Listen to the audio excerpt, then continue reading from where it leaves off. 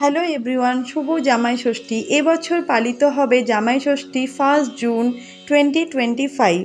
জামাই ষষ্ঠী উৎসবকে ঘিরে যুগ যুগ ধরে বাঙালি বাড়িতে পালন হয়ে আসছেন নানা আচার অনুষ্ঠান। সকাল থেকে উপবাস করে নানা নিয়মের মাধ্যমে এই ব্রত পালন করেন শাশুড়িরা।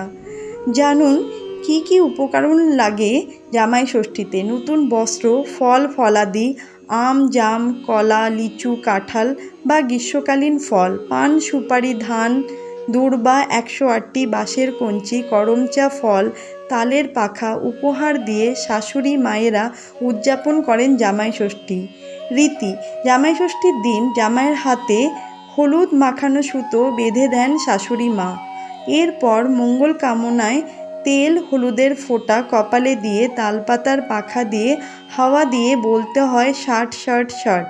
এরপর জামাইকে মাথায় ধান দূর্বা দিয়ে আশীর্বাদ করেন মায়েরা।